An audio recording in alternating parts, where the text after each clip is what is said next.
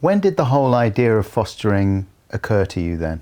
We didn't think we could have children. Yeah. So we tried fertility treatment, we tried IVF, none of that worked. So we looked into adoption. So we got very close to that and fell pregnant.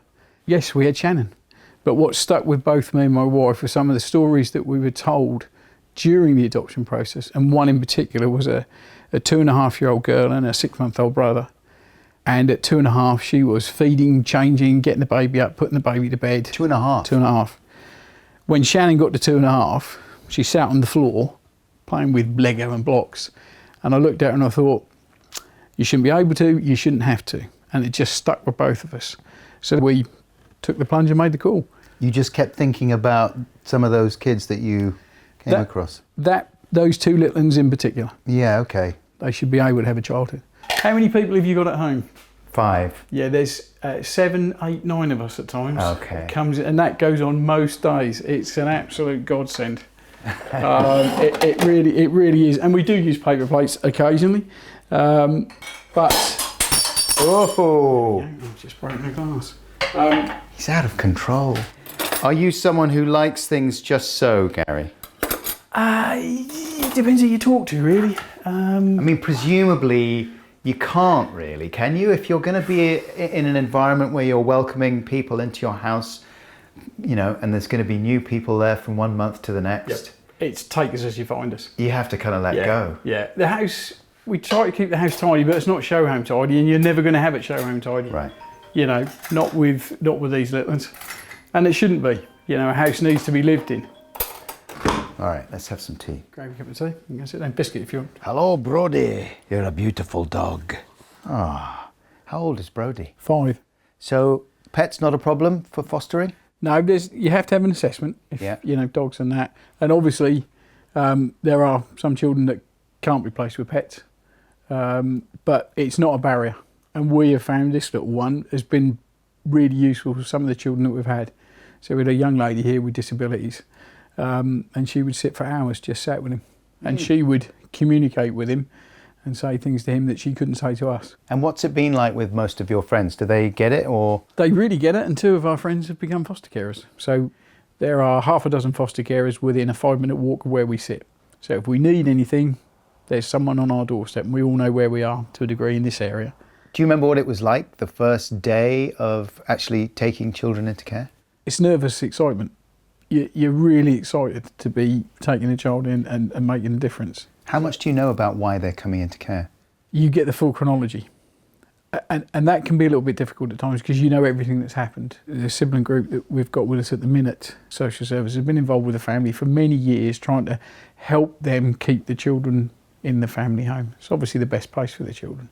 Now, from their point of view, they had gone to school in the morning, mum or dad or mum, whoever.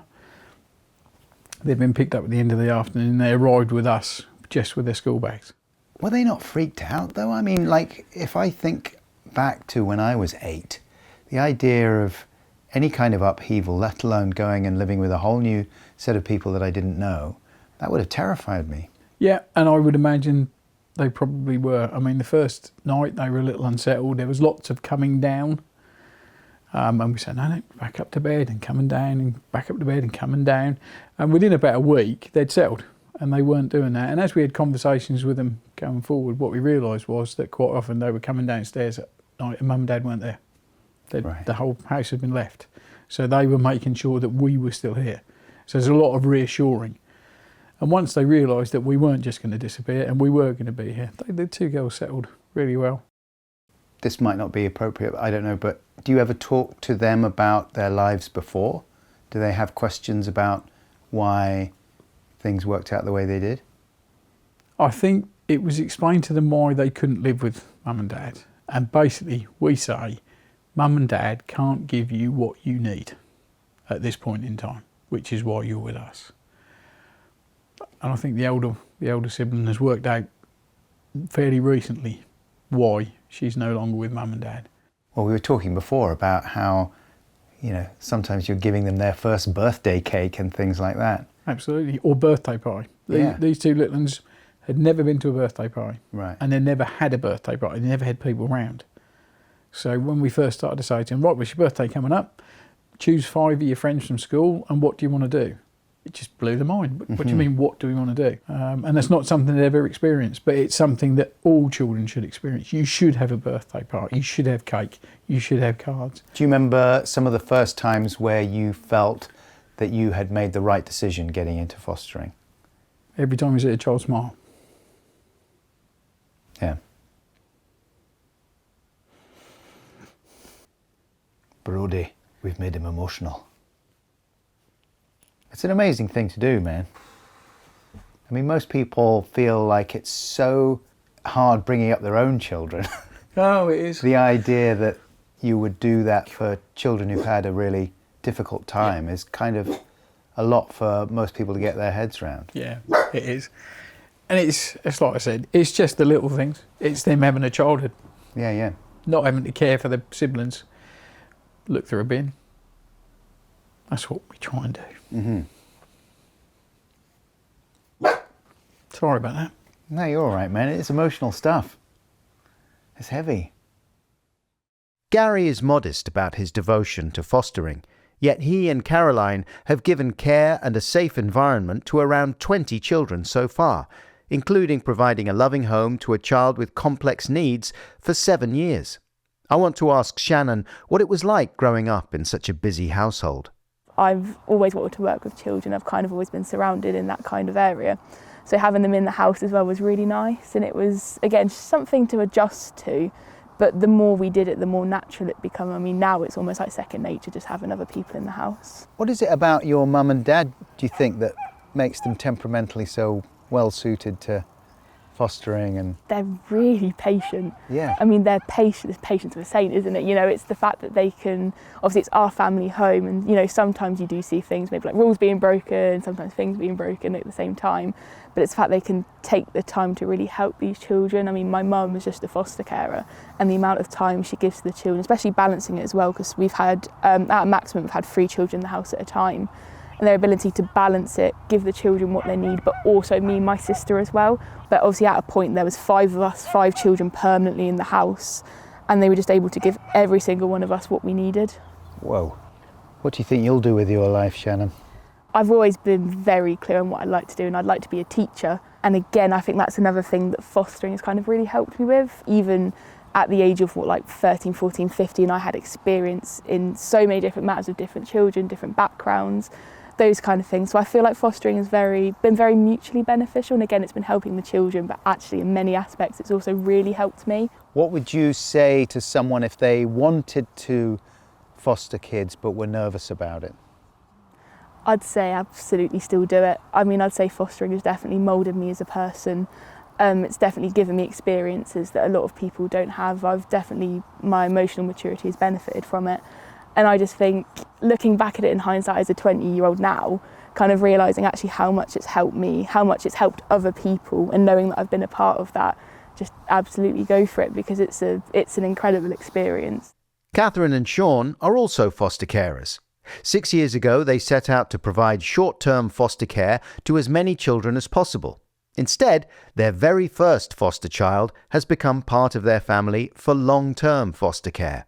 They also offer respite foster care to families in their fostering support group. Sausage and poppet is What fine. do you do? Fostering. Oh, that's your main. That's your main.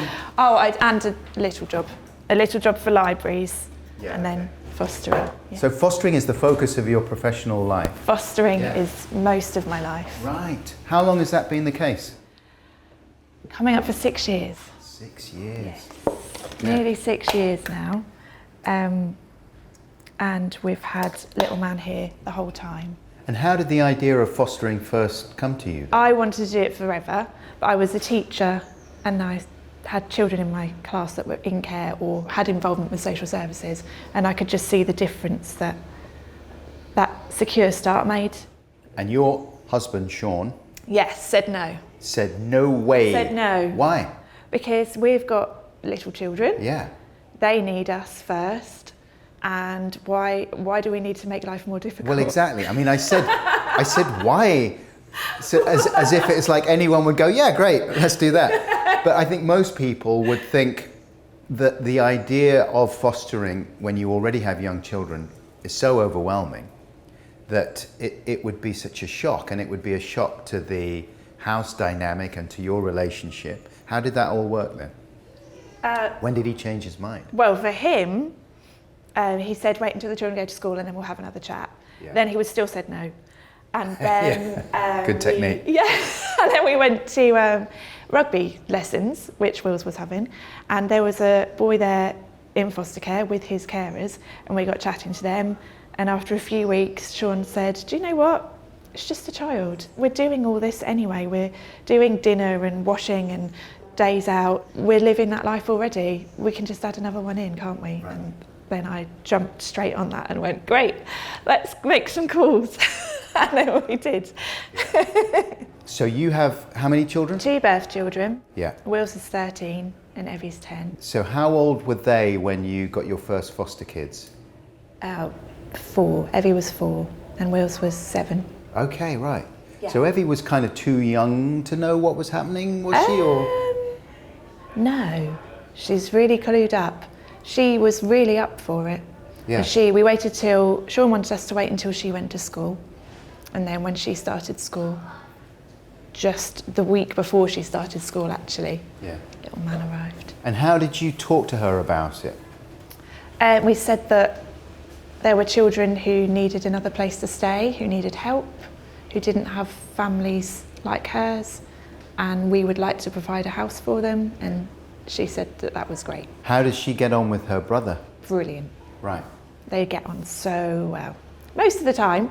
He has been here for a long time now, so he is just another brother. Was it plain sailing thereafter, or have there been times when it does become difficult again and you do have to have another conversation? I mean, presumably, if things got too much after the placement ended, then you could pause, right? Yeah, you can always pause. You can always go hold the beds, or you can just leave if you want to. There's always an option. But there's so much support in place to keep that placement stable, and we have had to use a lot of support, and we still do use the support.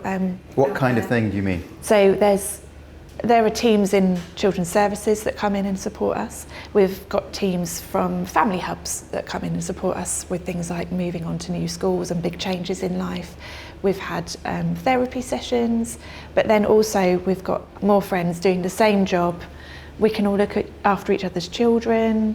We've got someone else to listen and to talk to, who understands, who does the job as well, who knows that it is a little bit more than just parenting. I suspect Catherine is perhaps downplaying the work involved when she describes fostering as more than just parenting. I want to ask her and Sean about the nuts and bolts of how fostering works, while keeping the kids entertained, of course. Oh, have you got a top trump? Top trump. Oh. Making. Oh, he's got the heart. Oh, that He's played feels the better. heart. Because love conquers all. It does. Very good. What kinds of things, Catherine, were the challenges? A lot of anger, a lot of shouting, and needing a lot of attention. And did you know instinctively how to deal with those situations? No, and that's where your fostering training comes in to help you with those things. So you do an initial period of training before you have any children in place anyway. How intensive was that training then, in the run-up? The most intensive bit was the pre-training bit, where the social workers are coming around and interviewing you and analysing you and checking that you're suitable to be a foster carer. Right, okay. That was harder than the training. By the time we got to the training, we were just keen to learn as much as we could. I think by the time we hit the training, it made us realise having a child in your home is one thing, but having a child in your home and doing it well was something that we needed to work on. So that was what the training was good for. Just ideas about how you're going to help them settle, how you communicate, how you establish how your household works. That's good, man. That looks good. Let's go this way. While Catherine deftly takes care of sword repairs, I want to ask a question I guess many potential foster carers might find unsettling. How do things operate with a foster child's family? So he doesn't have any real memories of He still his life sees before, does he? No, but he still sees all his family. Okay. Yeah, still sees them every 6 weeks. Oh, yeah. So how does that work? Is that strange for you guys, or...? No, I think that's a really important part of the job, is to build up that relationship. So we try and be really positive about them and try and encourage a natural relationship with them. Yeah. It was strange at first. Yeah. But you get used to it. Do they? Yeah. And do they find it hard? Yes. Yes. Yeah. Not necessarily in the session.